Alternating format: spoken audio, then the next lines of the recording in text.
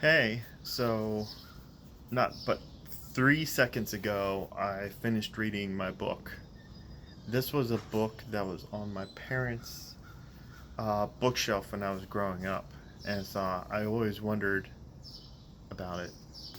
Um, so I finally sat down and read it, and I had no idea what was in it. And that's one of the fascinating things about it because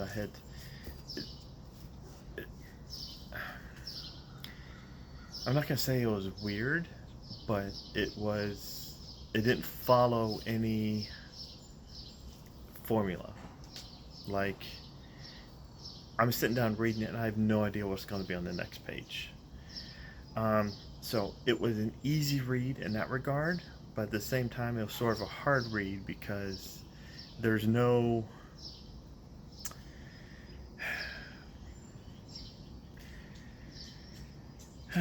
there's a whole bunch of terms that, because it's an alien world, that they use, like all the different types. So it's on like a frozen world. So they have all these different names for snow and ice and cold and things like that. And they have this totally unique calendar. Um, their sexuality is extremely different. So they have all these terms for that. Um, they are a race of it. And for like 1 month of the year, they either change into a male or a female, and that's when they are sexually active.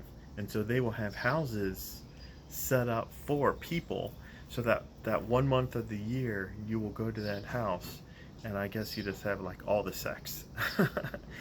But for the rest of the year, you have no sexual desire whatsoever.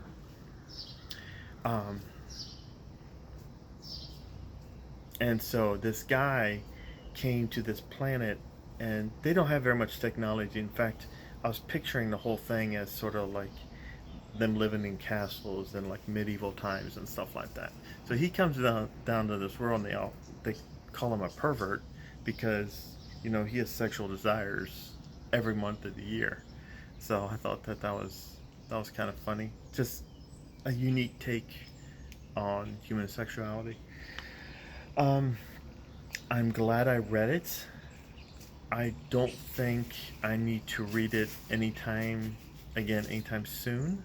And apparently, there's a whole bunch of other novels and short stories that take place inside this universe, and I'd be curious about them. Maybe I'll go and jump online and read their plot summaries just to see if it'll be something that I would want to read. But it's not something I'm gonna like jump out and do a search for or anything like that.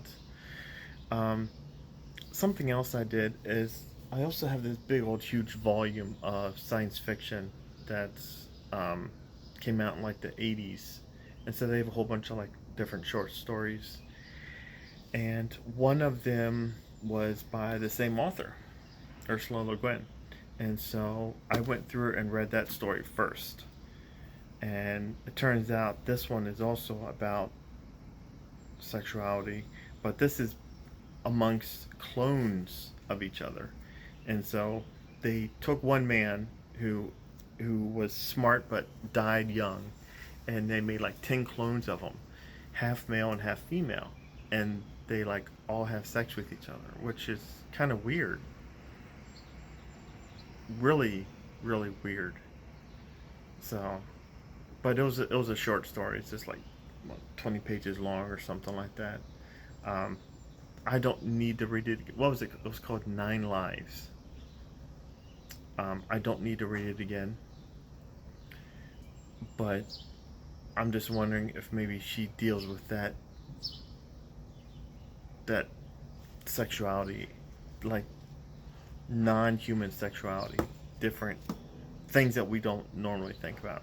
Sex with clones and stuff like that, and her other works. But so I finished this one, and for a while I will be going back to my short story, my book of science fiction short stories, and be reading more of those.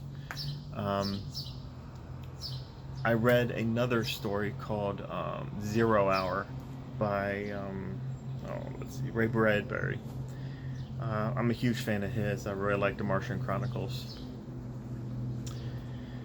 And that is one that I've I had an MP3 of that story for an audiobook, and I've had that for a good, I don't know, 15 years or so. So I was familiar with that story when I read it, but it's still good.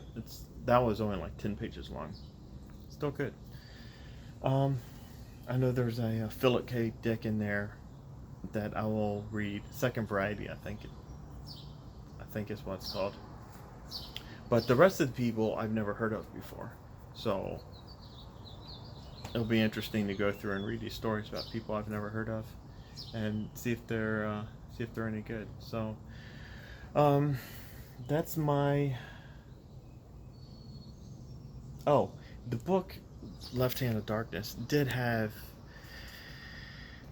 like I said, reading this book, I really didn't know what was going to be happening on the next page, but there's quite a few chapters of them traveling across the North Pole on in a sled, um, where not much happens, and I'm just wondering why that was included. Sorry to give you spoilers for a book that was written back in 1969.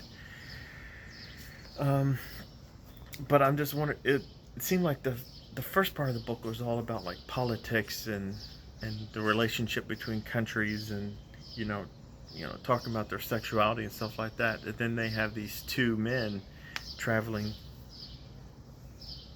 in the dead of winter on a world that's already covered in ice. Um, and they do that for like 80 days with hardly any food. I'm just wondering why they did that. Why she decided to write that in there. So I don't know. So yeah, that's my 2 cents.